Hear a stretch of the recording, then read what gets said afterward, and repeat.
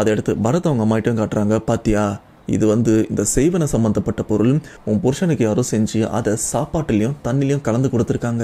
அதனால தான் இத்தனை நாளாக உன் புருஷன் தீராத வயிற்று வலிலையும் அழிஞ்சிட்டு இருந்திருக்கான்.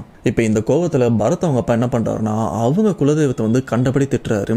என் குடும்பத்தில் இவ்வளோ விஷயம் நடந்துட்டு இருக்கு, கொஞ்சம் கூட உதவி பண்ணுறீங்களா? அதுவும் தான் சொந்த அம்மாவே இந்த மாதிரி விஷயத்தெல்லாம் பண்ணுறாங்க அப்படின்னு சொல்லி ரொம்பவே திட்டுறாரு. இப்படி திட்டி முடிச்சு அடுத்த நாள் பார்த்தீங்கன்னா Smoking causes cancer. Smoking kills. புகைப்பிடித்தல் புற்றுநோயை உண்டாக்கும் மற்றும் உயிரை கொல்லும். Consumption of alcohol is injurious to health. மது அருந்துதல் உடல்நலத்திற்கு கேடு. Subscriber real life incident inspired by subscribers. இந்த சந்தாதாரர்களின் உண்மை சம்பவம் உங்களால் உருவாக்கப்பட்டவை.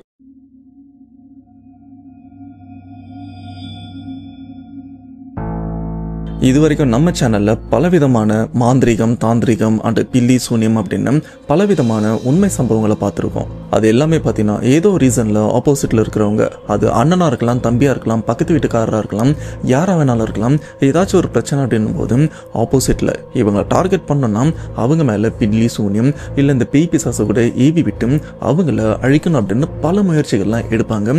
அதுக்கேற்ற மாதிரி ஆப்போசிட்டில் இருக்கிற அந்த ஃபேமிலியும் நிறைய பிரச்சனை சில பேர் இறந்தும் போயிருக்காங்க. பட் இந்த இடத்துல இன்னைக்கு நம்ம பார்க்க போற உண்மை சம்பவத்துல பெத்த அம்மாவே தாம் பிள்ளைங்களுக்கு பில்லி சூனியம் வச்சா எப்படி இருக்கும்? இதுதான் ஆன்லைன் ஸ்டோரி. ஆனால் கண்டிப்பாக நீங்கள் எக்ஸ்பெக்ட் பண்ணுற மாதிரி ஒரு ஹாரரல் த்ரில்லிங் எக்ஸ்பீரியன்ஸ் கண்டிப்பாக இந்த சம்பவத்தில் இருக்கும். ஏன்னா அப்படிப்பட்ட ஒரு உண்மை சம்பவத்தோடு தான் நான் இப்போ வந்திருக்கேன். அதுக்கு முன்னாடி இந்த மாதிரி பேய் சம்பவம் உங்கள் லைஃப்பில் நடந்திருக்கா? அப்படி நடந்ததுன்னா அதை நீங்கள் என்கிட்ட ஷேர் பண்ணணும்னு நினச்சிங்கன்னா டிஸ்பிளேல தெரிகிற இந்த வாட்ஸ்அப் நம்பருக்கு உங்கள் லைஃப்பில் நடந்த அந்த பேய் சம்பவத்தை ஒரு வாய்ஸ் நோட்டாக எனக்கு நீங்கள் ஷேர் பண்ணுங்கள். அப்படி நீங்கள் ஷேர் பண்ணுறது உண்மை சம்பவம் உண்மையிலே த்ரில்லிங்காக இருந்ததுன்னா கண்டிப்பாக நம்ம சேனலில் போஸ்ட் பண்ணுறேன். ஸோ இப்போ சம் வீடியோவில் போகலாம். நீங்கள் நம்ம சேனல் புதுசாக மறக்காம சேனல் சப்ஸ்கிரைப் பண்ணுங்கள், பெல் பட்டன் கிளிக் பண்ணுங்கள். இப்போ நம்ம வீடியோவில் போகலாம்.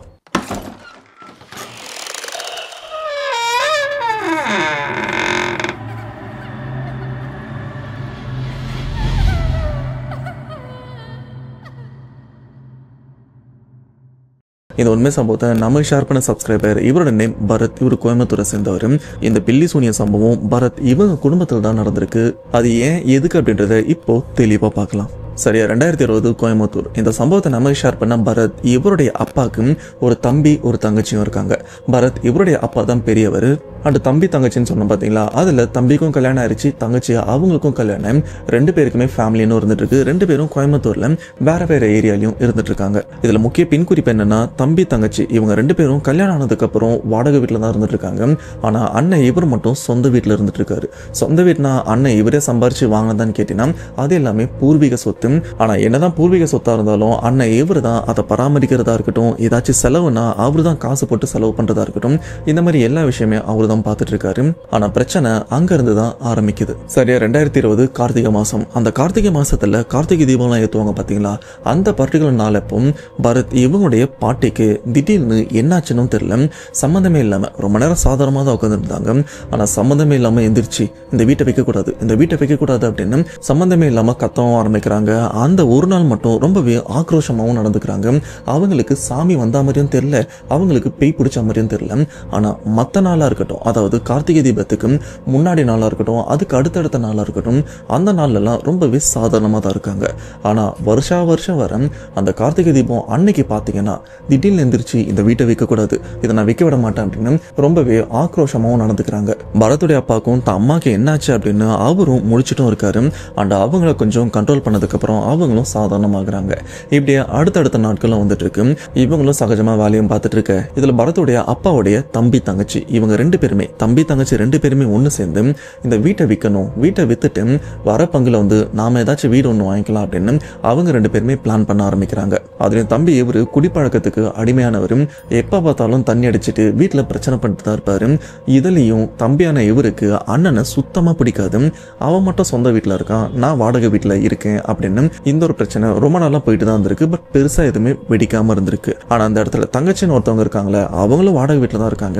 ஆனா அவங்க அண்ணன் கிட்ட ஏதா இருந்தாலும் கொஞ்சம் சமாதானமா பேசி கொஞ்சம் சமாதானமா நடந்துப்பாங்க. அப்படிப்பட்ட சூழ்நிலை தம்பி தங்கச்சி இவங்க 2 பேருமே ஒன்று சேர்ந்து நமக்கு இருக்கிற இந்த சொத்தை வித்துட்டு, இப்ப இந்த வீட்டுல அண்ணன் இருக்கால, இதை மொத்தமா வித்துடலாம், வித்துட்டு இதை நம்ம பங்கு பிரிச்சுக்கலாம், பங்கு பிரிச்சுக்கிட்டு நமக்கு தேவையான விஷயத்த பண்ணிக்கலாம் அப்படின்னு தம்பி தங்கச்சி 2 பேருமே பிளான் பண்றாங்க. பிளான் பண்ணதுக்கு ஏத்த மாதிரி இந்த ஒரு விஷயத்த அவங்க அண்ணன் கிட்டயும் பேச ஆரம்பிக்கிறாங்க, வீடு விற்கிறத பத்தி. இப்படி அண்ணன் கிட்ட வீடு விற்கிற விஷயத்த பத்தி பேசும்போது அவருக்கும் இந்த ஒரு விஷயம் சுத்தமா பிடிக்கல. இல்ல இதெல்லாம் நான் விற்க விட மாட்டேன் அப்படின்னு அவரும் கொஞ்சம் பிடிவாதமா தான் இருந்திருக்காரு. என்னப்பா இந்த சொத்து வந்து 3 பேருக்குமே இருந்துட்டு இருக்கு, வித்து கொடுத்தா 3 பேருக்குமே லாபம் தானே, அண்ணன் இவன் மட்டும் எடுத்துக்கிறான் அப்படின்னு உங்களுக்குள்ள ஒரு கேள்வியும் வரும். கண்டிப்பா எனக்குள்ளேயும் அந்த ஒரு கேள்வி இருக்கு. பட் அதுக்குண்டான விடைகள் எல்லாமே போக போக உங்களுக்கும் கிடைக்கும். இப்படி இந்த பிரச்சனை பார்த்தீங்கன்னா கடந்த 4 வருஷமா நடந்துட்டு இருக்கு. வீடை விற்கிறது பத்தி, வீடு விற்கலாம் அப்படின்னு தம்பி தங்கச்சி 2 பேரும் வந்து பேசுவாங்க. ஆனா அண்ணன் இல்ல விற்க முடியாது அப்படின்னு சொல்லுவாங்க. ஆனா அதில் அந்த 4 வருஷத்துல பார்த்தீங்கன்னா 3 வருஷம் ஓரளவுக்கு பிரச்சனையா போயிட்டு இருக்கு. கடைசி 1 வருஷம் பிரச்சனை அதிகரிக்கவும் ஆரம்பிக்குது. அப்படி அன்னைக்கு ஒரு நாள் பரத், அவங்க அப்பா அம்மா, பரத்துக்கு அக்காவும் இருக்காங்க, இவங்க 4 பேருமே வீட்டில் சகஜமா தூங்கிட்டு இருக்காங்க. இப்படியே நடுராத்திரி எல்லாருமே நிம்மதியா தூங்கிட்டே இருக்கும்போது ஆல்மோஸ்ட் பொழுது விடிய போகுது. அப்படி பொழுது விடியும் போது பரத்தோட அப்பாவுக்கு தூக்கமும் கலையுது. ஆனா இந்த தூக்கம் கலையிற விஷயம் வந்து அமானுஷமானு கேட்டீங்கன்னா அப்படிலாம் இல்லை. அவருக்கு பாத்ரூமும் வந்திருக்கு. ஸோ அதனால தூக்கம் கலைஞ்சு இவரை எந்திரிச்சு பாத்ரூம் போயிட்டு வரலாம் அப்படின்னு வராரு. இவங்க வீட்டில் பாத்ரூம் வீட்டுக்கு வெளியில தான் இருக்கும். ஸோ அதனால வீட்டை விட்டு வெளியிலயும் வராரு. அப்படி வீட்டை விட்டு வெளியில வரும்போது பார்த்தீங்கன்னா இவங்க வீட்டோட மெயின் காம்பவுண்டு வாசல் கிட்ட அந்த வலது பக்கம் பார்த்தீங்கன்னா யாரோ ஒருத்தவங்க நிக்கிறாங்க. ஆனால் நிக்கிறவங்க சாதாரணமா நிக்கல, கையில பெரிய அருவாளோட நிக்கிறாங்க. ஆள் பாக்குறதுக்கு கொஞ்சம் உயரமாவும் இருக்காங்க, நல்லா வாட்ட சாட்டமா. இதை பார்த்த பரத்தோட அப்பாவுக்கு லைட்டா நடுக்கம் ஏற்படுது. என்ன இது, கையில் அருவாளோட நிற்கிறாங்களே அப்படின்னு அவரும் அப்படியே ஆச்சரியத்தோட அப்படியே பயத்தோட நின்று பார்த்துட்டு இருக்காரு. அதுக்கப்புறம் தான் இவருக்கும் புரியுது, ஒருவேளை நம்ம குலதெய்வமா இருக்குமோ அப்படின்னு அவரும் எல்லாத்தையுமே அடக்கிட்டு சைலண்டா வீட்டுக்குள்ளேயும் போயிடுறாரு. ஏன்னா இந்த ஒரு சம்பவம் விடிய காலையில் நடக்கிறதுனால இவங்க குலதெய்வமான கருப்பசாமி அடிக்கடி விடிய காலையில இவங்க வீட்டை சுத்தி வர்றதா ஒரு பேச்சு வந்துட்டு இருக்கு. ஒருவேளை நம்ம குலதெய்வமா தான் இருக்கும் அப்படின்னு இவரும் பயத்துல வீட்டுக்குள்ளேயும் போயிடுறாரு. அப்படி வீட்டுக்குள்ள போயிட்டு தூங்கின அப்பா இவரும் பொழுது விடியும் போது எந்திரிக்க முயற்சி பண்றாரு. ஆனா அவரால் எந்திரிக்க முடியல. உடம்பெல்லாம் நடுக்கத்தோட குளிர் ஜுரமும் வந்திருக்கு. அதான் பார்த்திருக்காருல, பார்த்த பயத்துல ஜுரமே வந்திருக்கு. இப்படி அடுத்த 2 நாள் வரைக்கும் படுத்த இருக்காரு. ஆனா 2 நாளுக்கு அப்புறம் அந்த ஜுரமும் சரியாயிருது. 3வது நாள் அவர் எந்திரிச்சு வேலையை பார்க்கவும் ஆரம்பிக்கிறாரு. அந்த அப்பாவுக்கு உடம்பு சரியான அந்த 3வது நாள் அப்ப பாத்தீங்கன்னா பாட்டி இருக்காங்களே, பரத்தோட பாட்டி, அவங்க இதுக்கு முன்னாடி இந்த வீட்டை விற்க கூடாது அப்படின்னு ரொம்பவே ஆக்ரோஷமா இருந்தாங்க பாத்தீங்களா. ஆனா அந்த 3வது நாள் திடீர்னு, பெரியவனே இத்தனை நாள் நீ சொந்த வீட்டுல இருந்தல, ஒழுங்கா வீட்டை வித்து தம்பி தங்கச்சிங்களுக்கு வந்து சொத்தை பிரிச்சு கொடு, அவங்க வாடகை வீட்டுல தானே இருக்காங்க, சொத்தை பிரிச்சு கொடுத்தா அவங்களுக்கு பயன்படும்ல, ஒழுங்கா வீட்டை வித்து கொடுத்துரு அப்படின்னு சொல்லும்போது இந்த ஒரு விஷயத்த பரத்தோட அப்பாவால நம்ப முடியல. என்ன, இத்தனை வருஷமா எங்க அம்மா இந்த வீட்டை விற்க கூடாதுன்னு இருந்தாங்க, ஆனா ஒரே நாள்ல மாறின மாதிரி வீட்டை விற்கணும்னு சொல்றாங்களே, என்ன ஆயிருக்கும் அப்படின்னு இவரும் யோசிக்கிறாரு. சரி அம்மா சொல்றாங்க வீட்டை விற்கலாமா வேணாமா அப்படின்னு இவரும் யோசிக்கிறாரு. ஆனா பரத்தோட அப்பாவுக்கு என்ன தோணுதுன்னா, இல்ல இந்த வீட்டை விற்க வேண்டாம், சின்ன வயசுல இருந்து இதெல்லாம் வளர்ந்துட்டும் இருக்கும், வாழ்க்கை இதெல்லாம் போயிட்டு இருக்கு. அண்ட் இதுல ஒரு சில விஷயங்களை வந்து நான் தான் பார்த்து பண்ணியிருக்கேன், அப்படிப்பட்ட வீட்டை என்னால விற்க முடியாது, அதுக்கு பதிலாக நான் ஒண்ணு பண்றேன், இந்த வீட்டோட மதிப்பு என்னவோ சொல்ல போனா இந்த வீடு ஒரு 10 லட்சம் இருக்குன்னு வைங்களேன், அந்த 10 லட்சத்தை வந்து 3ஆ பிரிச்சா எவ்வளவு வரும், அந்த பங்கு நான் தம்பி தங்கச்சி இவங்க 2 பேருக்குமே கொடுத்துறேன், இந்த வீட்டை நானே வச்சுக்கிறேன் அப்படின்னு அப்பா இவரும் முடிவெடுத்திருக்காரு. இப்ப இதை பத்தி அவங்க தம்பி தங்கச்சி கிட்ட வந்து பேசலாம் அப்படின்னு அவரும் இருக்காரு. ஆனா இந்த ஒரு விஷயத்தை பத்தி பெரிய அண்ணன் தம்பி தங்கச்சி கிட்டையும் சொல்றாங்க.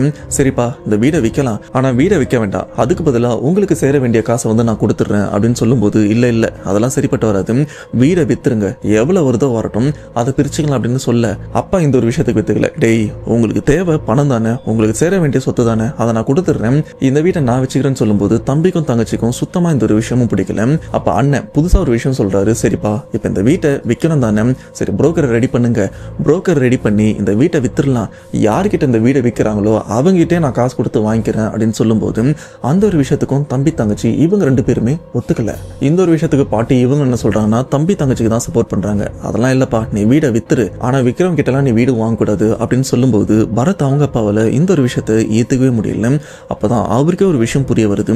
இப்ப இவங்களுக்கு வந்து என்ன வேணும்னா, இத்தனை வருஷம் நான் சொந்த வீட்டுல இருந்துட்டேன், இதுக்கப்புறம் நான் வாடகை வீட்டுல இருக்கணும் அப்படின்னு இவங்க எதிர்பார்க்கறாங்க போல இருக்கு. அதாவது இவங்க கஷ்டப்பட்ட மாதிரி நானும் கஷ்டப்படணும் அப்படின்னு இவங்க எதிர்பார்க்கறாங்க. இதுதான் இவங்களோட எண்ணம் போல இருக்கு அப்படின்னு அப்பாவுக்கும் புரிய வருது.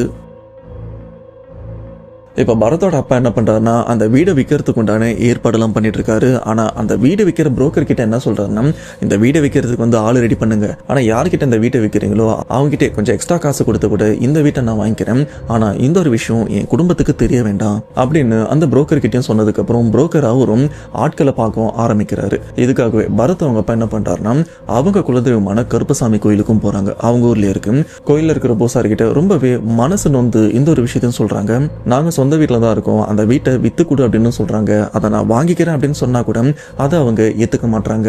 நான் ரொம்ப கஷ்டப்பட்டு ஒரு வாடகை வீட்டில் இருக்கணும் அப்படின்னு அவங்களும் எதிர்பார்க்கறாங்க.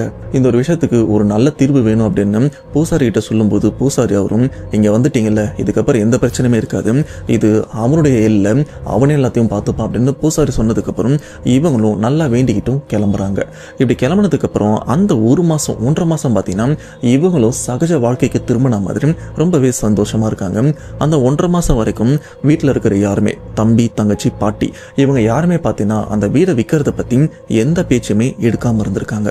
ஆனா அந்த 1.5 மாசம் முடிஞ்சதுக்கு அப்புறம் மறுபடியும் பாட்டியா இருக்கட்டும் தம்பி தங்கச்சி 2 பேருமே அந்த வீடு விற்கிறத பத்தி ஒன்னா பேச்சு எடுக்க ஆரம்பிக்கிறாங்க.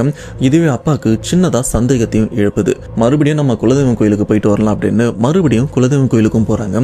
இப்ப அந்த கோவில பாத்தீங்கன்னா நிறைய மக்கள் பரத் இவங்க குடும்பம் மாதிரியே அருள்வாக்கு கேட்கறதுக்காக நிறைய குடும்பங்களும் வந்திருக்காங்க. அதுல முதல் குடும்பமா பரத் இவங்க குடும்பம் தான் முன்னாடியே நிக்க, இப்ப அந்த இடத்துல பூசாரி உடம்புல சாமி வந்துருச்சு. சாமி வந்ததுக்கு அப்புறம் அங்க இருக்கிற ஒருத்தரையா கூப்பிட்டு அவங்களுக்கு என்ன பிரச்சனைன்னு கேட்டு அதை நிவர்த்தி பண்ணுவாங்க. ஆனா பரத் இவங்க குடும்பம் முன்னாடி தானே இருக்கு. ஆனா பரத் இவங்க குடும்பத்துக்கு அடுத்தடுத்து இருக்கிற மற்ற குடும்பத்து ஆளுங்களை கூப்பிட்டு அவங்களுக்கு என்னென்ன தேவையோ அது மட்டும் தான் பண்ணிட்டு இருக்காங்க. இந்த ஒரு விஷயத்த பரத் அவங்க அப்பா ரொம்பவே மனசு கஷ்டப்பட்டு பார்த்துட்டு இருக்காரு. என்ன நாம முன்னாடி இருக்கோம், நம்மளை கண்டுக்கவும் இல்லை, நம்மளை பார்த்துட்டு பார்க்காத மாதிரி போறாங்களே அப்படின்னு அவரும் ரொம்பவே கஷ்டப்படுறாரு. அப்பதான் ஒரு விஷயத்தையும் யோசிக்கிறாரு, ஒருவேளை நமக்கு ஏதாச்சும் ஏவி விட்டுருக்காங்களோ, செய்வன சூனி அப்படின்ற மாதிரி ஏதாச்சும் வச்சிருக்காங்களோ அப்படின்னு அவருக்கும் சின்னதா சந்தேகம் வருது. இப்ப கடைசி வரைக்கும் கோவில்ல இவருக்கு எந்த ஒரு அருள்வாக்குமே சொல்லல. இதனால இவங்களும் கோவிலை விட்டும் கிளம்பிடுறாங்க. வீட்டுக்கு போன உடனே பாத்தீங்கன்னா பரத் அவங்க அப்பாவுக்கும் பயங்கரமா வயிற்று வலியும் வருது.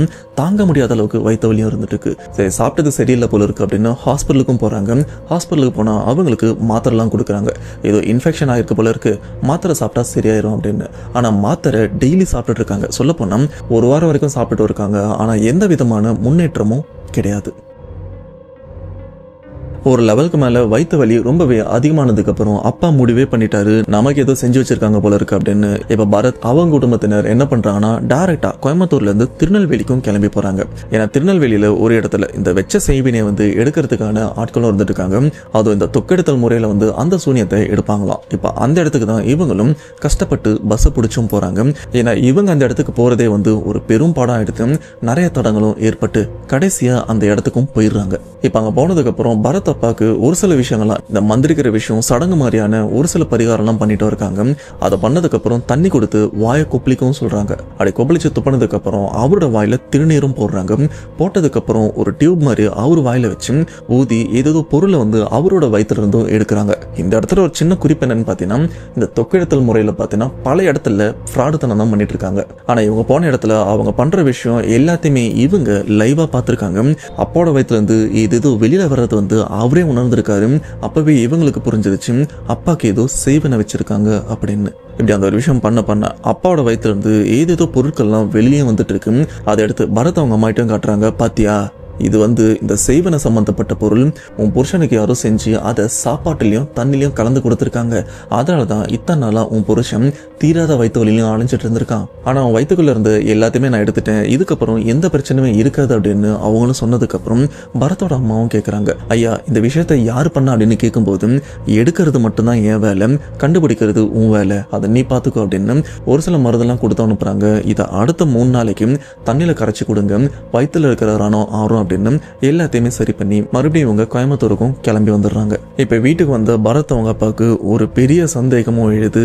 என்னன்னு பாத்தீங்கன்னா, சாப்பாட்டில் எனக்கு இந்த சூனியத்தை செஞ்சு சாப்பிட வச்சிருக்காங்க. ஆனால் நான் சாப்பாடு வீட்டு சாப்பாடு மட்டும் தான் சாப்பிடுவேன், வெளியில் எங்கேயும் சாப்பிட மாட்டேன். அப்படி இருக்கும்போது இந்த ஒரு விஷயத்த என் மனைவியை தவிர வேற யாருமே பண்ணியிருக்க மாட்டாங்க அப்படின்னு அவருக்கு ஒரு சந்தேகமும் எழுது. இதனாலே பரத் அவங்க அப்பா அவங்க மனைவியை கொஞ்சம் சந்தேக கண்ணோட தான் பார்த்துட்டும் இருக்காரு. அப்படியே அன்னைக்கு நைட்டு பார்த்தீங்கன்னா வீட்டுக்கு ஒரு சின்னதாக டேபிள் செய்யறதுக்காக எஞ்சி இருக்கிற அந்த பலகைலாம் எடுத்து டேபிளும் செஞ்சுட்டு இருக்காரு. அப்போ பக்கத்தில் பரத்தும் இருக்க, டேய் அம்மா ரீசெண்டாக ஏதாச்சும் விசித்திரமா நடந்துக்கிறத நீ பார்த்த, உன்கிட்ட ஏதாச்சும் விசித்திரமா ஏதாச்சும் பேசியிருக்காங்களா அப்படின்னு சம்மந்தமே இல்லாமல் அப்பா பரத்துக்கிட்ட கேட்கும்போது பரத் இவருக்கு ஒன்றும் புரியல. இல்லப்பா, அம்மா சாதாரணமாக தான் இருக்காங்கன்னு சொல்லும்போது, ஓ அப்படியா, சரி நீ வேலையை பாரு அப்படின்னு சொல்லி அப்பா அந்த ஒரு விஷயத்த அப்படி முடிச்சிடுறாரு. ஏன்னா இந்த இடத்துல பரத் அவங்க பாட்டியும் கூட தான் இருக்காங்க. ஆனால் அவங்களுக்கு தனி ரூமும் இருக்கு. சொல்லப்போனால் பாட்டி அவங்களுக்கு தேவையான சமையல் சாப்பாடு எல்லாமே பார்த்தீங்கன்னா தனியாக செஞ்சுப்பாங்க. பரத் இவங்க அப்பா மோஸ்ட்டாக வீட்டு சாப்பாடு தான் மனைவி செஞ்ச சாப்பாடை மட்டும் தான் சாப்பிட்டுட்டும் இருப்பாரு. இருந்தாலும் அப்பா இவரும் வீட்டில் சாப்பிட்ற சாப்பாட்டை வந்து கொஞ்சம் சந்தேகத்தோட தான் சாப்பிட்டுட்டும் இருக்காரு. இப்படி ஒரு மாசமும் போகுது. ஆனால் அப்பா இவருக்கும் நடுவில் எந்த விதமான வயிற்று வலியும் வரல. இப்படி ஒரு மாசமும் போகுது. ஆனால் அந்த ஒரு மாசத்துக்கு அப்புறம் பார்த்தீங்கன்னா திடீர்னு பரத் அவங்க அம்மாவுக்கு வயிற்று வலியும் ஆரம்பிக்குது. இதுக்கு முன்னாடி அப்பாவுக்கு ஆரம்பிச்சதில்ல, அதே மாதிரி இப்போ பரத்தோட அம்மாவுக்கும் வயிற்று வலியும் ஆரம்பிக்குது. அப்பா இவரும் யோசிக்கிறாரு, என்ன இப்போ என் மனைவிக்கு வயிறு வலி இருக்கு, ஒருவேளை நம்ம சந்தேகப்பட்டது தப்பாயிருச்சோம், சரி இவளை என்ன எதுன்னு பார்க்கணும் அப்படின்னு பரத் அவங்க அப்பாவை திருநெல்வேலி கூட்டு போனாங்களே, அதே மாதிரி திருநெல்வேலிக்கும் கூட்டு போயிட்டு அம்மாவை சரி பண்றாங்க. அந்த சரி பண்ணும் போதும் அந்த சரி பண்ண அந்த நபர் என்ன சொல்றாருன்னா, உங்களுக்கு இந்த செய்வனையை வந்து இனிப்பு ஸ்வீட்ல வச்சு தான் கொடுத்துருக்காங்க அப்படின்னு சொல்லும்போது அம்மாவுக்கு ஒன்றும் புரியல. ஸ்வீட்ல வச்சு கொடுத்தாங்களா, நம்ம கடைசியாக எப்போ ஸ்வீட் சாப்பிட்டோம் அப்படின்னு அவங்கள யோசிக்க, ஆமாம் போன மாதம் நம்ம கணவருடைய தம்பி இருக்கான்ல, அவன் பொண்ணு வயசுக்கும் வந்திருந்தது. அந்த மஞ்சள் நீராட்டு ஃபங்க்ஷன் அட்டன் பண்ணுறதுக்காக நானும் போயிருந்தேன்.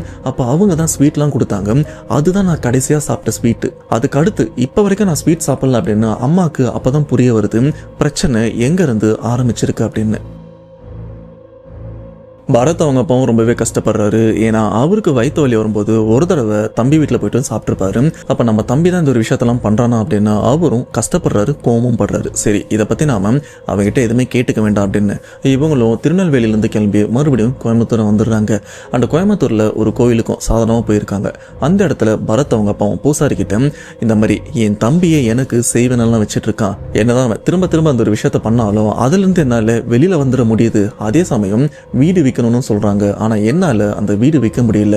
சொல்ல போனா எனக்கு அந்த வீட்டை விற்க கூடாது, அதுக்குண்டான பணத்தை கூட நான் தரேன்னு சொன்னேன், ஆனா யாருமே கேட்க மாட்டாங்கன்னு சொல்லும்போது அந்த பூசாரி என்ன பண்றாருன்னா, கொஞ்சம் இருங்க உங்களுக்கு ஒரு பொருளை தரேன், அதை உங்க வீட்டுக்குள்ள யாருக்குமே தெரியாம ஒரு இடத்துல பள்ளம் தோண்டி அதை புதைச்சிருங்கன்னு சொல்லி ஒரு வேறு, அந்த வேரை வந்து ஒரு தகடுலையும் சுத்தி அப்படியே அந்த தகடை வந்து ஒரு பச்சை கலர் துணியில கட்டியும் கொடுக்குறாங்க. இப்படிப்பட்ட பொருள் வந்து உன் வீட்டில் இருக்குன்னு யாருக்குமே தெரியக்கூடாது, அப்படி பள்ளம் தோண்டிட்டு அந்த வேரை புதைக்கிறதுக்கு முன்னாடி இந்த வீட்டை விற்கக்கூடாது அப்படின்னு 50 தடவை சொல்லணும். அப்படி சொல்லிட்டு இந்த வேரை புதைச்சிருக்குன்னு சொன்னதுக்கு அப்புறம் இப்படி வாங்கிட்டு வந்த பொருளை பரத் அவங்க அப்பா என்ன பண்றாருன்னா, வீட்டுல எங்க புதைக்கிறது, ஏன்னா இந்த இடத்துலயாச்சும் பள்ளம் தோண்டினா கண்டிப்பா இங்க பள்ளம் தோண்டி இருக்காங்க அப்படின்னு தெரிஞ்சிடும், நாம என்ன பண்றதுன்னு யோசிக்கும் போது அவங்க வீட்டுல குளிக்கிறதுக்கு இடமும் இருக்கும். அந்த குளிக்கிற இடத்துக்கு முன்னாடி பாத்தீங்கன்னா இந்த சிமெண்ட்ல செஞ்ச ஒரு பெரிய பானை மாதிரியா இருக்கும், அதுல தண்ணி ஊத்தி வைப்பாங்க. சரி இதுதான் கரெக்டான இடம், இந்த தண்ணி சேமிச்சு வைக்கிற இந்த பானையை லைட்டா நகர்த்திட்டு அந்த இடத்துல புதைச்சு வச்சிடலாம் அப்படின்னு அப்பா இவரும் அதை அப்படியே கஷ்டப்பட்டு அப்படியே லைட்டா நகர்த்திட்டு அந்த இடத்துல குழி தோண்டி அதையும் சைலண்டா புதைச்சிடுறாரு. ஏன்னா அது ரொம்ப நகர்த்தினா கண்டிப்பா இது நகர்த்தி இருக்கும், அப்பனா ஏதோ பண்ணிருக்காங்க அப்படின்னு வீட்டுல இருக்கிறவங்க டவுட் படுவாங்க.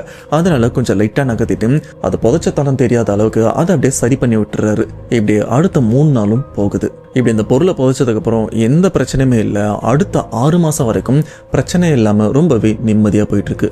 ஆனா 6 மாசத்துக்கு அப்புறம் பாத்தீங்கன்னா திடீர்னு பாட்டி இவங்களுக்கு தனி ரூம் தானே, திடீர்னு அவங்க ரூம்ல பாம்பு வந்துருச்சு அப்படின்னு கத்தவும் ஆரம்பிக்கிறாங்க. கத்தனது மட்டும் இல்லாம பாம்பு ஓடிடுச்சு. ஆனா அந்த பாம்பு அந்த ரூமோட ஓடு பகுதி இருக்கு பாத்தீங்களா, கார்னர்ல அந்த வழியா தாண்டா வந்திருக்கு, எனக்கு அந்த இடத்த அடைக்கணும், கொஞ்சம் சிமெண்ட் மட்டும் வாங்கி கொடு அப்படின்னு பாட்டி தன் பையன்கிட்ட கேட்கும்போது பையன் என்ன சொல்றாருன்னா, அம்மா சிமெண்ட் எல்லாம் வீட்டுல இல்லை அப்படின்னு சொல்லிட்டு அவரு வேலையும் பார்க்க போயிடுறாரு. பாட்டி இவங்க என்ன பண்றாங்கன்னா, பக்கத்துல கன்ஸ்ட்ரக்ஷன் பண்ற பில்டிங்கும் இருக்கு, அங்க போயிட்டு அவங்க கிட்ட பேசி கொஞ்சம் சிமெண்ட்டையும் வாங்கிட்டு வந்திருக்காங்க. அப்படி வாங்கிட்டு வந்த சிமெண்ட் பாட்டியோட ரூம்ல கார்னர்ல இது பூசு வேலை செஞ்ச மாதிரியும் இருக்கு. இதை பரத் அவங்க அப்பாவும் பாக்குறாரு, என்ன இந்த இடத்துல பூசு வேலை பண்ணிருக்காங்க, ஆமா இந்த இடத்துல பாம்பு வந்துன்னு சொன்னாங்களே, ஆனா இந்த வழியா பாம்பு வரத்துக்கு வாய்ப்பே கிடையாது, ஏன்னா அது ஓடு பகுதி ரொம்பவே மேல இருக்கு, சின்ன பாம்புன்னு ஏதோ சொன்னாங்க, என்ன பண்ணாலும் இந்த இடத்துல பாம்பு வரத்துக்கு வாய்ப்பே இல்லையே அப்படின்னு அப்பா இவரும் யோசிக்கிறாரு. அப்படி யோசிச்சதுக்கு அப்புறம் சரி ஏதோ பண்ணிட்டு போறாங்க அப்படின்னு அவரும் ஃப்ரீயா விட்டுறாரு. சரியா இந்த சம்பவத்துல இருந்து ஒரு சில மாசத்துக்கு அப்புறம் பார்த்தீங்கன்னா பரத்தோட அப்பா கம்பெனியில் வேலை பார்த்துட்டு இருக்கும்போது அவரே அறியாம மயக்கம் போட்டும் கீழே விழுந்துட்டு இருக்காரு. அப்படி கீழே விழுந்தவரை ஹாஸ்பிட்டலையும் கொண்டு போய் அட்மிட் பண்றாங்க. அட்மிட் பண்ணதுக்கு அப்புறம் அவருக்கும் ட்ரீட்மெண்ட் பார்த்து லீவ்ல வீட்டுக்கும் அனுப்பி விட்டுறாங்க. ஆனா அவர் ஹாஸ்பிட்டல்ல சேர்த்ததுல இருந்து அடுத்த 1 வாரம் வரைக்கும் அப்பாவோட உடம்பு ரொம்பவே மோசமாகவும் ஆரம்பிக்குது. சகஜமா எந்திரிச்சு நடக்கவும் முடியல, அந்த கை கால்லாம் உதிருது, ரொம்பவே குளிருது அப்படின்னு அவருடைய உடம்பு நாளுக்கு நாள் மோசமாயிட்டும் போயிட்டு இருக்கு. மனைவியும் சொல்றாங்க, சரிங்க உடம்பு சரியில்லை முடியலன்னு சொல்றீங்க, வாங்க ஹாஸ்பிட்டல் போயிட்டு வரலாம் அப்படின்னு ஹாஸ்பிட்டலுக்கும் போயிட்டு ஊசி போட்டும் வராங்க. ஆனா ஊசி போட்டா 2 நாள் நார்மலா இருக்கு, 3ஆவது நாள் மறுபடியும் பிரச்சனை ஆரம்பிக்குது. அப்பவே அப்பாவுக்கு புரிஞ்சிருச்சு, இது சாதாரண பிரச்சனை கிடையாது, மறுபடியும் எனக்கு ஏதோ வச்சிருக்காங்க. இந்த தடவை நம்ம திருநெல்வேலிக்கு வேண்டாம், வேற எங்கன்னா போலான்னு சொல்லிட்டு வேற ஒரு இடத்துக்கும் போறாங்க. இந்த வெச்ச சேவனை எடுக்கிற இடத்துக்கும் போனதுக்கு அப்புறம் அங்க இந்த மாதிரி பிரச்சனை இருக்கு, ரொம்ப நாளா இருக்கு, இங்கெல்லாம் போயிருக்கோம் அப்படின்னு எல்லா விஷயத்தையுமே தெளிவா சொன்னதுக்கு அப்புறம் அவங்களும் என்ன ஏது அப்படின்னு கணிக்கவும் ஆரம்பிக்கிறாங்க. அப்படி கணிச்சிட்டு ஒரு அதிர்ச்சியான விஷயத்தையும் சொல்றாங்க. இப்போ உடம்புல பலவிதமான செய்வன செய்யப்பட்ட பொருட்கள்லாம் இருந்துட்டு இருக்கு, அது எல்லாமே உணவு மூலியமா உனக்கு கொடுத்துருக்காங்க, கொஞ்சம் இருங்க, சில சடங்கெல்லாம் பண்ணி அதை நான் வெளியே எடுக்கிறேன்னு சொன்னதுக்கு அப்புறம் அந்த செய்வனையை எடுக்கிற சடங்கும் நடந்துட்டு இருக்கு. அதை பண்ண பார்த்தீங்கன்னா அவரோட வயிற்றுல இருந்து ஏதேதோ வெளியில கிட்டத்தட்ட 10ல இருந்து 12 விதமான பொருட்கள்லாம் வெளியிலே வந்து விழுது. இதெல்லாம் பார்க்கும்போது அவரும் பயப்படுறாரு, அவங்க மனைவியும் ரொம்பவே பயப்படுறாங்க. அப்ப அவங்க மனைவி யோசிக்கிற விஷயம், சாப்பாடு மூலமா இது வச்சிருக்காங்கன்னு சொல்றாங்க, டெய்லி இவருக்கு நான் தான் சாப்பாடு கொடுக்குறேன், எங்களுக்கு தெரியாம இந்த ஒரு விஷயத்தை யார் பண்ணிருப்பா அப்படின்னு அவங்களும் கோவப்படுறாங்க, ரொம்பவே கஷ்டப்படுறாங்க. ஆனா மறுபடியும் பரத் அவங்க அப்பா தான் மனைவி மேலேயே சந்தேகப்படவும் ஆரம்பிக்கிறாரு. ஏன்னா அந்த ஒரு மாசமா அவரும் வெளியில எங்கேயும் சாப்பிட்றதும் கிடையாது, சொந்தக்காரங்க வீட்டுல கூட சாப்பிட்றது கிடையாது, தான் வீட்டுல மட்டும் தான் சாப்பிட்டு இருக்க. அப்ப இது எல்லாத்துக்குமே காரணம் ஏன் மனைவி தானா அப்படின்னு திரும்பவும் அவங்க மேல சந்தேகப்படவும் ஆரம்பிக்கிறாரு. அப்ப கூட அப்பாவோட என்னன்னா அவரோட அம்மா, அதாவது பரத்தோடைய பாட்டி தான் இந்த ஒரு விஷயத்த பண்ணிருப்பாங்க அப்படின்னு துளி கூட சந்தேகமும் வரல. ஏன்னா பெத்த தாய் இந்த மாதிரி விஷயத்த பண்ணுவாங்க அப்படின்னு யாராச்சும் சொன்னா நம்புவாங்களா? ஆனா அப்பதான் பரத் அவங்க அப்பா ஒரு சின்ன விஷயத்த நோட் பண்றாரு. அது என்னன்னா, தான் அம்மா, அதாவது பரத்தோட பாட்டி, அவங்களுடைய நடவடிக்கையில கொஞ்சம் மாசமாவே சந்தேகம் இருக்கு, அவங்க நடந்துக்கிற விதம், என்கிட்ட பேசுற விதம் எல்லாமே முன்னே மாதிரிலாம் இல்லை, இப்ப எல்லாமே மாறி இருக்கு, ஒருவேளை என் அம்மாக்கும் யாராச்சும் இந்த செய்வனை வச்சிருக்காங்களோ அப்படின்னு அவருக்கும் சந்தேகம் எழுது. என் அம்மாக்கு எவன்டா வச்சிருக்கான், ஏன்னா எனக்கு என் தம்பி வச்சிருக்கான், இல்லைன்னா என் மனைவி வச்சிருக்கான்னு ஒரு சின்ன சந்தேகம் இருக்கு, ஆனா என் அம்மாக்கு யார் வச்சிருக்கா அப்படின்னு அவருக்கும் பயங்கர கோபமும் வருது. ஆனா இந்த குடும்பத்துல பிரச்சனை என்னன்னா, ஒரு விஷயத்துல இருந்து வெளியில வந்ததுக்கு அப்புறம் மறுபடியும் அந்த விஷயத்துல யாரோ ஒருத்தவங்க தள்ளி விட்டுட்டும் இருக்காங்க. இப்ப அப்பாவுக்கு பிரச்சனை வந்து திரும்ப சரி பண்ணிட்டாங்கல்ல, ஆனா திரும்ப அவங்க மனைவிக்கும் அந்த செய்வனையை சாப்பாட்டுலயும் வச்சு கொடுத்துருக்காங்க. இந்த இடத்துல ஒரு சின்ன சந்தேகம் வரும், செப்பா சாப்பாட்டுல வச்சு கொடுக்குறாங்க, சாப்பாடுல வச்சு கொடுக்குறாங்கன்னு சொல்லி இவங்களுக்கு என்ன சாப்பாடு வெளில இருந்து வருதா, இவங்க தானே சமைச்சு சாப்பிட்றாங்க, அப்ப எப்படி இதெல்லாம் நடக்கும் அப்படின்னு கேட்டீங்கன்னா இது எல்லாத்துக்குமே உங்களுக்கு விடை போக போக கிளியரா கிடைக்கும். இப்ப அம்மா இவங்களுக்கும் உடல்நிலை சரியில்லாமலும் இருந்துருக்கு, அதையும் சரி பண்ணிட்டாங்க. சரி பண்ணதுக்கு அப்புறம் பரத் இவங்க வீட்டுக்கு எதிர்க்கவே பாத்தீங்கன்னா பசுமாடுலாம் வளர்த்துட்டு இருக்காங்க. அவங்க வீட்டுல எப்பயுமே பரத் அவங்க அம்மா சகஜமா பேசிட்டு இருப்பாங்க. அதே மாதிரி அன்னைக்கு ஒரு நாள் பேசிட்டு இருக்கும்போது, இந்த மாதிரி எங்க வீட்டுல பிரச்சனையா வந்துட்டு இருக்கு, ஒரு பிரச்சனைல இருந்து வெளியில வந்தா மறுபடியும் அந்த பிரச்சனைல தள்ளி விட்டுறாங்க, நாங்க இந்த செய்வனில இருந்து வெளியில வரோன்றது வந்து யாருக்கோ தெரியுது, அதாவது எங்களுக்கு வைக்கிற யாருக்கோ தெரியுது, தெரிஞ்ச உடனே இந்த விஷயத்த மறுபடியும் பண்ணிடுறாங்க, எங்களுக்கும் ரொம்பவே கஷ்டமா இருக்கு அப்படின்னு புலம்பிட்டு இருக்கும்போது அந்த பக்கத்து வீட்டு அம்மா என்ன சொல்றாங்கன்னா, பேசாம உன் குலதெய்வம் கோயிலுக்கு போயிட்டு வேண்டி கயிறு கட்டிக்கும், இப்போதைக்கு ஒரே சொல்யூஷன் அதான், என்னால அதான் சொல்ல முடியும் அப்படின்னு அவங்களுக்கும் தெரிஞ்ச விஷயத்த சொல்லும் போது பரத் அவங்க அம்மா என்ன பண்றாங்கன்னா அவங்க குலதெய்வம் கோயிலுக்கும் போறாங்க, கருப்பசாமி கோயிலுக்கு. அங்க போயிட்டு எனக்கு மந்திரிச்ச கயிறு கொடுங்கன்னு சொல்லும் போது மந்திரிச்ச கயிறும் கொடுக்குறாங்க. அதை கையில கட்டிட்டு சைலண்டா வீட்டுக்கும் வந்துடுறாங்க. ஆனால் இதுக்கப்புறம் பிரச்சனையோட வீரியம் இன்னும் கொஞ்சம் அதிகமாகுது. பரத் இவங்க அப்பா ஒரு கம்பெனியில் வேலை பார்த்துட்டு இருக்காரு. அந்த கம்பெனியில் மிஷின் வேலை தான் பார்த்துட்டு இருக்காரு. அன்னைக்கு ஒரு நாள் மிஷினில் வேலை பார்த்துட்டு இருக்கும்போது பரத் அவங்க அப்பாவோட கையை யாரோ வாண்டடாக பிடிச்சி இழுத்து அந்த மிஷின்குள்ளேயும் இழுத்து விட்டுருக்காங்க. அதாவது மிஷினில் கை விட்டா கை நசிங்கணும்ல, அந்த மாதிரி யாரோ வாண்டடாக இழுத்து விட்டுருக்காங்க. இதை உணர்ந்த அவங்க அப்பா கை ஆல்மோஸ்ட் அந்த மிஷின்குள்ளே போயிருச்சு. இவரும் சுதாரிச்சு வெளியில் எடுக்கிறதுக்குள்ள பார்த்தீங்கன்னா ஒரு விரல் கட்ட விரல் வந்து பார்த்தீங்கன்னா மிஷினில் நசுங்கி இருக்கு. ஆனால் நசுங்கினதுல எலும்புலாம் நொறுங்கி இருக்கு. இதுக்கப்புறம் அவருக்கும் ஹாஸ்பிட்டலில் கூட்டு போயிட்டு கைக்கு ட்ரீட்மெண்ட்லாம் பண்ணுறாங்க. ட்ரீட்மெண்ட் பண்ணதுக்கப்புறம் பார்த்தீங்கன்னா மறுபடியும் அவங்க வீட்டில் அந்த பிரச்சனை, வீடு விற்கிற பிரச்சனையும் ஆரம்பிக்குது. இத்தனை நாள் அந்த பேச்சுவார்த்தை இல்லாமல் இருந்ததில்ல, மறுபடியும் அந்த வீடு விற்கிறதுக்கான பிரச்சனையும் ஆரம்பிக்குது. இதனால பரத் அவங்க அப்பா என்ன பண்ணுறாருன்னா மறுபடியும் அந்த புரோக்கரை பார்த்து, நீங்கள் இப்போ வீடு விற்கிறதுக்கான ஆளை பாருங்க, நான் முன்னாடி சொன்னேன் பார்த்தீங்களா அதே பிளான் தான், உங்களுக்கு தெரிஞ்ச யாராச்சும் கூட்டுவாங்க, இந்த வீட்டை அவங்க கிட்ட விற்று அவங்ககிட்ட இந்த வீட்டை வந்து நான் எக்ஸ்ட்ரா காசு கொடுத்து கூட வாங்கிக்கிறேன், நான் சின்ன வயசுலேருந்து இங்கேயே வாழ்ந்து பழகிட்டேன், இந்த இடத்த விட்டு போகிறதுக்கு எனக்கும் மனசு இல்லை, இப்போ நான் இதை வித்தாலும் வேற இடத்துல கண்டிப்பாக வீடு வாங்கணும், அதுக்கு நான் என் வீட்டே வாழ்ந்துட்டு போறேன் அப்படின்னு புரோக்கர் கிட்ட சொன்னதுக்கப்புறம் அவரும் விஷயத்தை புரிஞ்சுக்கிறாரு.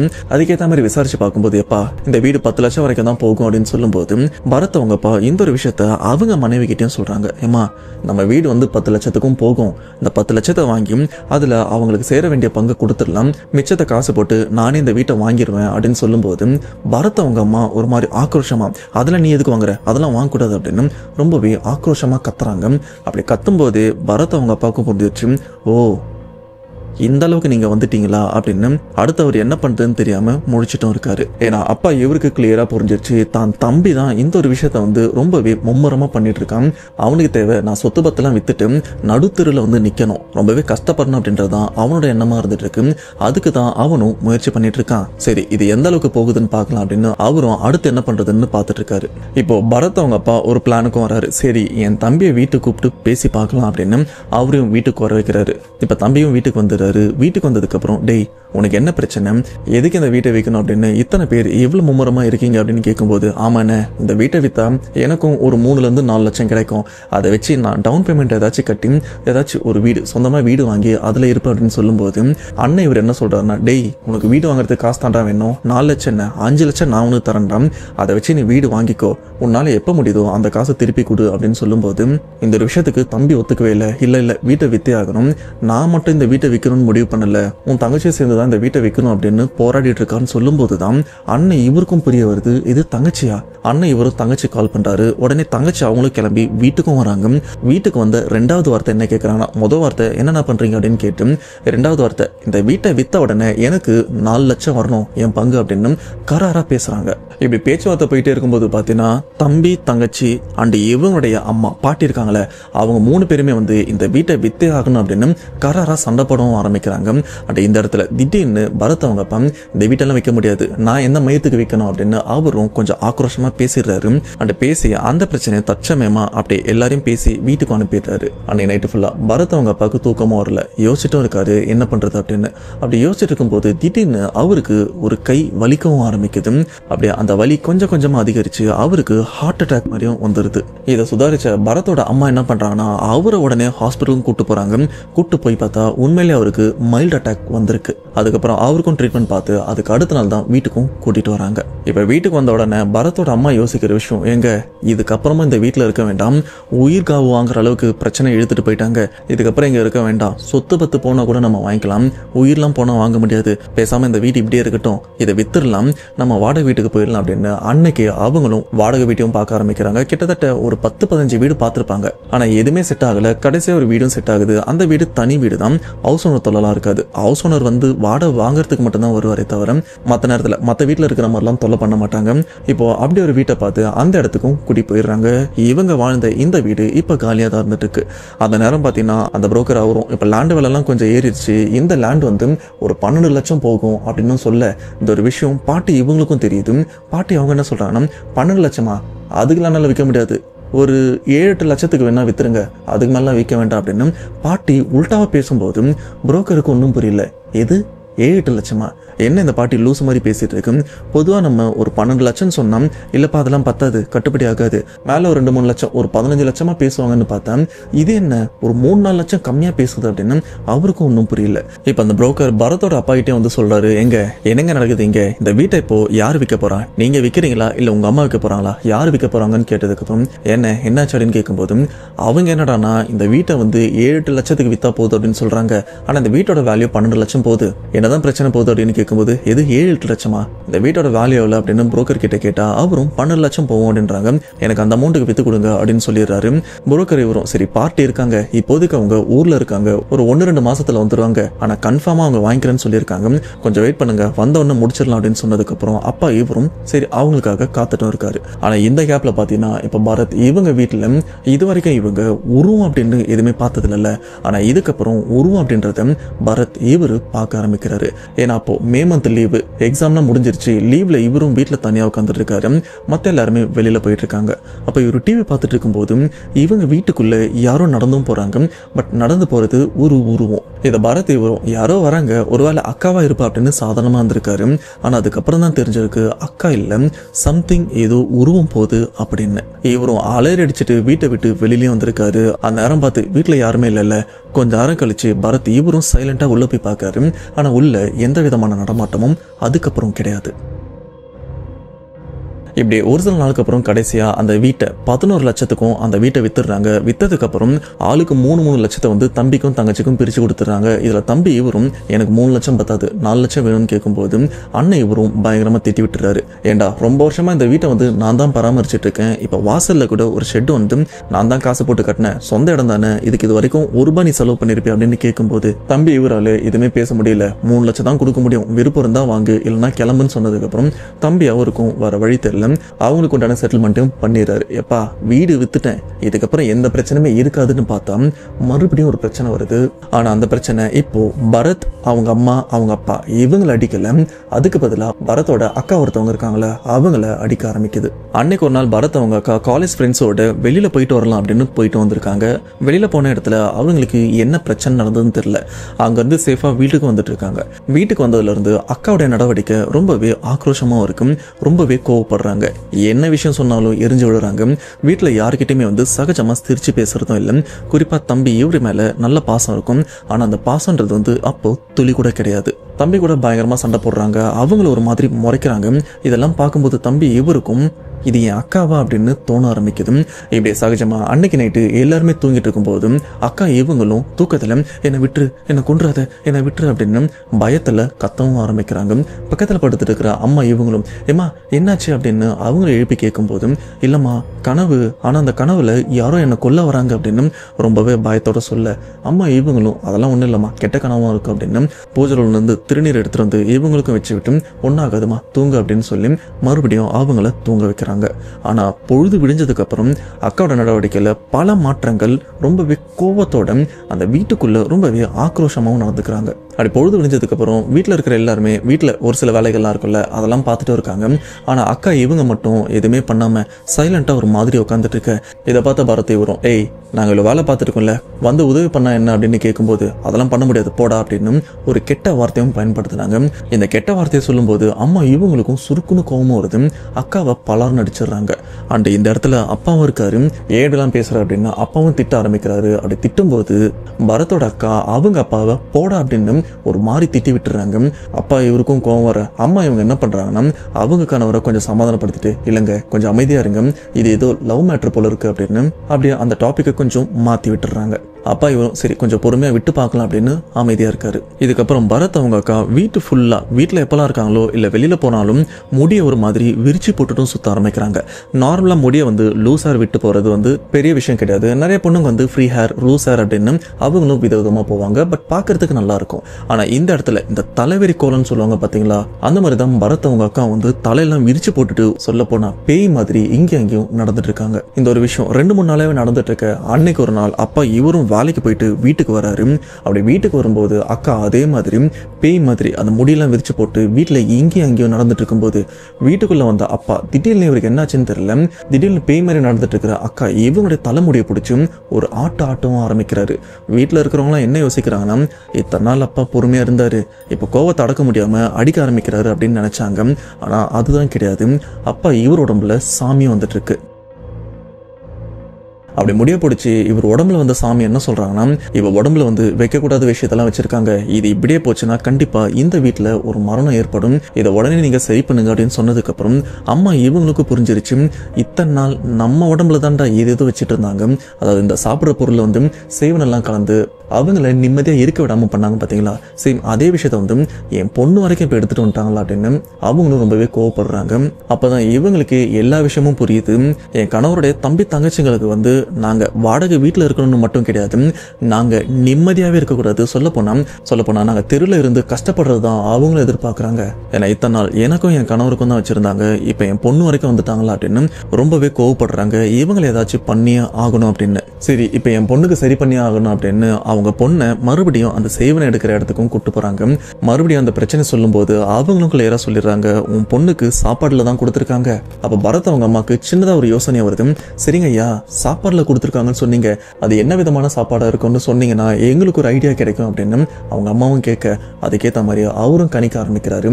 கணிச்சிட்டு சொல்றாரு இது அசைவ சாப்பாடு தான், சொல்ல போனா இந்த பிரியாணி மாதிரியான சாப்பாடுல தான் அவங்களும் இந்த சேவனையை வந்து கலந்து கொடுத்துருக்காங்கன்னு சொன்னதுக்கு அப்புறம் இந்த ஒரு விஷயத்த அம்மா இவங்களும் நோட் பண்ணிக்கிறாங்க. அண்ட் அவங்க பொண்ணை சரி பண்ணிட்டு வீட்டுக்கு கூட்டு போனதுக்கு அப்புறம் ஏய் லாஸ்ட்டாக எப்படி பிரியாணி சாப்பிட்ட அப்படின்னு கேட்கும்போது, அம்மா போன வாரம் பாட்டி தான் பிரியாணி சமைச்சாங்க, அவங்க தான் கொடுத்தாங்கன்னு சொல்லும்போது தான் இவங்களுக்கும் விஷயம் புரிய வருது. இந்த மொத்த சம்பவத்துக்கும் காரணம் தம்பி தங்கச்சி அவங்களும் தான். ஆனால் இதுக்கு மெயின் காரணம் யாருன்னா இவருடைய அம்மா, அதாவது பரத்துடைய பாட்டி தான் இது எல்லாத்துக்குமே மெயின் காரணமாக இருந்திருக்காங்க. சொல்லப்போனால் வீட்டில் இருக்கிற பரத்தோட அப்பா அம்மா இவங்களுக்கு அடிக்கடி உடம்பு சரியில்லாமல் போனதுக்கும் அண்ட் அவங்க சாப்பாடில் தான் இதெல்லாம் கலந்து கொடுத்துருக்காங்கன்னு சொன்னாங்க பார்த்தீங்களா. வழக்கம் போல் பரத் அவங்க அம்மா வீட்டில் சமையல் செஞ்சுருவாங்க. ஆனால் ஆள் இல்லாத நேரத்தில் பாட்டி இவங்க தான் அந்த பொருளை எடுத்துகிட்டு வந்து சாப்பாடுலையும் கலந்து விட்டுருவாங்க. இப்போ இந்த கோவத்தில் பரத் அவங்க அப்பா என்ன பண்ணுறாருன்னா அவங்க குலதெய்வத்தை வந்து கண்டபடி திட்டுறாரு. என் குடும்பத்தில் இவ்வளோ விஷயம் நடந்துட்டு இருக்கு, கொஞ்சம் கூட உதவி பண்ணுறீங்களா, என்னன்னு கூட கேட்க மாட்டீங்க அப்படின்னு அவங்க குலதெய்வத்தை வந்து உரிமையாக தான் திட்டிட்டும் இருக்காரு. அதுவும் தான் சொந்த அம்மாவே இந்த மாதிரி விஷயத்தெல்லாம் பண்றாங்க அப்படின்னு சொல்லி ரொம்பவே திட்டுறாரு. இப்படி திட்டி முடிச்சு அடுத்த நாள் பார்த்தீங்கன்னா பரத் அவங்க அம்மா உடம்புல குலதெய்வமும் வந்துடுறாங்க. வந்ததுக்கு அப்புறம் மொதல் வார்த்தை சொல்ற விஷயம், இந்த விஷயத்துக்கு உன் குடும்பத்துல வந்து இந்த சாப்பாடு மூலியமா செய்வனை வைக்கிறதுக்கு காரணம் உன் அம்மா கிடையாது, உன் அம்மா வந்து அதுக்கு ஒரு கருவியை தான் பயன்படுத்திருக்காங்க. இதுக்கு மெயின் காரணம் யார் தெரியுமா, இத்தனை நாள் இவ பண்ணிருக்க மாட்டா அப்படின்னு நீ ஆரம்பத்தில் நம்பிட்டு இருந்தல, உன் தங்கச்சி தான் இது எல்லாத்துக்குமே மெயின் காரணம். சொல்ல போனா இது எல்லாத்துக்குமே பிளான் பண்ணதே உன் தங்கச்சி தான். உன் தங்கச்சியோட கண்ட்ரோல்ல தான் உன் தம்பியும் இருக்கா, உங்க அம்மாவும் இருக்காங்க. ஏன்னா அப்பா வரைக்கும் உன் தம்பிக்கு கூட இந்த வீட்டை விற்கணும் அப்படின்ற ஒரு எண்ணமும் கிடையாது. ஆனா அவன் மனசை மாத்தி அவனுக்கும் ஒரு சில விஷயம்லாம் பண்ணி உனக்கு எதிராக ஏவியும் விட்டுருக்கான். இது மட்டும் இல்லாம இத்தனை வருஷமா உங்க அம்மா வீட்டை விற்க கூடாதுன்னு சொல்லிட்டு இருந்தாங்க. ஆனா அவங்களே உனக்கு எதிராக ஏவியும் விட்டுருக்கான். இது எல்லாத்துக்குமே காரணம் உன் தங்கச்சி தாண்டா அப்படின்னு அவங்க குலதெய்வம் சொல்றாங்க. இதுலயும் உன் அம்மா தெரியாதனமா தான் அவங்க வலையிலையும் விழுந்திருக்காங்க. அன்னைக்கு ஒரு நாள் உன் தங்கச்சி உன் தம்பியை வந்து ஒரு மறைவான இடத்துக்கும் ஒரு காட்டு பகுதியில் கூப்பிட்டு அவனுக்கு வசியம் பண்ற மாதிரி விஷயம்லாம் பண்ணி அவனை அவ வலையில இழுத்து விட்டுருக்கா. இந்த ஒரு விஷயத்த அந்த பக்கமா உங்க அம்மா வேலையை முடிச்சுட்டு வந்துட்டு இருக்காங்க. அப்போ தம் பசங்க 2 பேரும் இங்க என்ன பண்றாங்கன்னு பார்த்து அவங்ககிட்டே வந்து என்ன நடக்குது அப்படின்னு கேட்கும்போது தம்பியும் வளரிட்டு இருக்கான். வீடு விற்கிறதுக்கான ஏற்பாடு தான் நாங்க பண்ணிட்டு இருக்கோம் அப்படின்னு. இந்த ஒரு விஷயத்த உணர்ந்து உங்க அம்மா என்ன பண்ணிருக்காங்கன்னா அன்னைக்கே உங்ககிட்ட வந்து மறைமுகமா சொல்லியிருப்பாங்க, எக்காரணத்தை கொண்டும் இந்த வீட்டை விற்க கூடாது அப்படின்னு. ஆனா இதை உணர்ந்த உன் தங்கச்சி என்ன பண்ணிருக்கானா, என்ன இருந்தாலும் எங்க அம்மா என் அண்ணனுக்கு தான் சப்போர்ட் பண்ணும் அப்படின்னு உன் அம்மா மேலேயும் அந்த சித்து விளையாட்டை காட்டியிருக்கா. அதனாலதான் உனக்கு எதிராக உன் அம்மாவும் மாறி இருக்கா. ஏன் உனக்கே இந்த செய்வன பொருள் வைக்கிற அளவுக்கு உன் அம்மாவையும் ஏவி விட்டுருக்கா. இது மட்டும் இல்லாம இந்த வீட்டுல உனக்கே தெரியாம இந்த சூனியத்துக்கான பொருளை புதைச்சு வச்சிருக்காங்க. அது எங்க இருக்குன்னு தெரியுமான்னு கேட்கும்போது அப்பா இவருக்கும் ஒன்றும் புரியல. கருப்பா இந்த பிரச்சனைல இருந்து எப்படியாச்சும் எங்களை காப்பாத்துங்கன்னு சொல்லும் போது அவங்க குலதெய்வமா சொல்லிடுறாங்க, அந்த செய்வனை செய்யப்பட்ட பொருள் எங்க இருக்குன்னா பாட்டியோட அறையில அந்த கார்னர்ல ஓடு. இதுக்கு முன்னாடி பாத்தீங்கன்னா பாட்டி சொல்லியிருப்பாங்கல்ல, எப்பா அந்த கார்னர்ல பாம்பு வருது, சிமெண்ட் இருந்தா கூட அப்படின்னு கேட்டிருப்பாங்கல்ல. அப்ப கூட அவங்க அப்பா கண்டுக்காம போயிருப்பாரு. பக்கத்துல வீடு கட்டுற இடத்துல இருந்து சிமெண்ட் வாங்கிட்டு வந்து அந்த இடத்துல அடைச்சிருப்பாங்கல்ல. ஆக்சுவலா அந்த அடைக்கப்பட்ட இடத்துக்கு பின்னாடி தான் அந்த செய்வன பொருள் எல்லாம் வச்சிருக்காங்க. அதை மறைக்கிறதுக்காக தான் அந்த சிமெண்ட்டை வச்சு அடைச்சிருக்காங்க. கடைசியா இவங்க குலதெய்வமும் அந்த ரூம்ல போயிட்டு ஒரு இரும்பு பொருள் எடுத்து அந்த அடைக்கப்பட்ட அந்த சிமெண்ட் எல்லாம் இடிக்கிறாங்க. அந்த இடத்துல இடிக்க அந்த செய்வன பொருள் செஞ்ச பொருள் எல்லாமே அப்படியே கொட்டிட்டும் இருக்கு. அந்த அளவுக்கு பல செய்வன பொருளை வந்து அந்த வீட்டுல பல மூலையில வந்து புதைச்சு வச்சிருக்காங்க. தோண்ட பிணங்கள் அப்படின்னு சொல்லுவாங்கல்ல, அந்த மாதிரி தோண்ட இந்த செய்வன பொருட்கள்லாம் இருந்துட்டு இருக்கு. கடைசியா அவங்க குலதெய்வமும் அது மொத்தத்தையும் எடுத்துடுறாங்க. இதெல்லாம் எடுத்ததுக்கு அப்புறம் குலதெய்வமும் ஒரு விஷயம் சொல்றாங்க, இந்த செய்வனையை வந்து யாரு செஞ்சாங்களும் அவங்களுக்கு உண்டான பலன் கூடிய சீக்கிரத்துல அவங்களுக்கு வந்து சேரும் அப்படின்னு ஒரு விஷயத்த சொல்லிட்டு தான் இவங்க குலதெய்வமும் அந்த இடத்த விட்டும் போகுது. இந்த இடத்துல உங்களுக்கு ஒரு சின்ன சந்தேகம் இருக்கும், எப்பா பரத் இவங்க குடும்பம் தான் அந்த வீட்டை வித்துட்டு வேற இடத்துக்கு போயிட்டாங்க அப்படின்னு சொன்னேன், இப்போ எப்படி திரும்ப அந்த குலதெய்வம் அந்த வீட்டில் அந்த செய்வன பொருள்லாம் எடுத்துச்சு அப்படின்னு கேட்டிங்கன்னா நான் முன்னாடியே சொல்லியிருப்பேன், அந்த புரோக்கர் கிட்ட இவங்களும் பேசி வச்சிருப்பாங்க. யார் அந்த வீட்டை வாங்குறாங்களோ அவங்க கிட்ட இருந்து அந்த வீட்டை பரத் அவங்க அப்பா வாங்கிக்கிறேன்னு சொல்லியிருப்பாங்க. அதுக்கேற்ற மாதிரி தான் ஆளும் ரெடி பண்ணி கொஞ்சம் டைம் போனதுக்கு அப்புறம் பரத் அவங்க அப்பாவும் அவங்க சொந்த வீட்டை அவரும் வாங்கிக்கிறாரு. இப்போ அப்படிப்பட்ட வீட்டில் தான் இந்த செய்வன பொருட்கள்லாம் தோண்டி எடுத்திருக்காங்க. இது மட்டும் இல்லாமல் அவங்க குலதெய்வம் சொன்ன மாதிரி அவங்க தம்பிக்கு பெருசா பாதிப்பில்லை. ஏன்னா தம்பியும் சரி அவங்க அம்மாவும் சரி ஒரு கருவி மாதிரி தான் பயன்படுத்திருக்காங்க. அந்த இடத்துல மெயின் கல்பிரேட் யாருன்னா பரத் அவங்க அப்பாவோட தங்கச்சி. அவங்க தான் இது எல்லாத்துக்குமே மாஸ்டர் மைண்டா இருந்திருக்காங்க. அதுக்கேற்ற மாதிரி அவங்களும் அவங்க வாழ்க்கையில பல கஷ்டங்களை இப்போ அனுபவிச்சுட்டு இருக்கிறதா பரத் அவரும் சொல்லியிருக்காரு. இதைத்தான் நான் நிறைய உண்மை சம்பவத்தில் சொல்லியிருந்தேன், ஒரு சூனியத்தை வந்து யாருக்காச்சும் கெட்டதுக்கு பயன்படுத்துறாங்கன்னா அது திரும்ப அவங்களே அடிக்கும் அப்படின்னு தெரியாம நிறைய பேர் அந்த தப்பை பண்ணிட்டு இருக்காங்க. ஸ்டில் இப்பவும் நிறைய பேர் அதுக்கு ட்ரை பண்ணிட்டு தான் இருக்காங்க. அதுக்கு ஒரு நல்ல உதாரணமா இந்த சம்பவம் இருந்திருக்கு. ஸோ பரத், இவங்க குடும்பத்தில் நடந்த இந்த சம்பவத்தை கேட்கும்போது உங்களோட தாட் என்ன மறக்காம கமெண்ட் பாக்ஸில் மென்ஷன் பண்ணுங்க. அண்ட் இதே மாதிரி உங்க ஃபேமிலியில யாராச்சும் இந்த சொத்துக்காக சேவனை வைக்கிற ஆளுங்க இருந்தாங்கன்னா அது யாருன்றதையும் மறக்காம அவங்க நேம கமெண்ட் பாக்ஸில் மென்ஷன் பண்ணுங்க. நானும் பார்க்குறேன் எத்தனை பேர் அப்படி இருக்காங்க அப்படின்னு.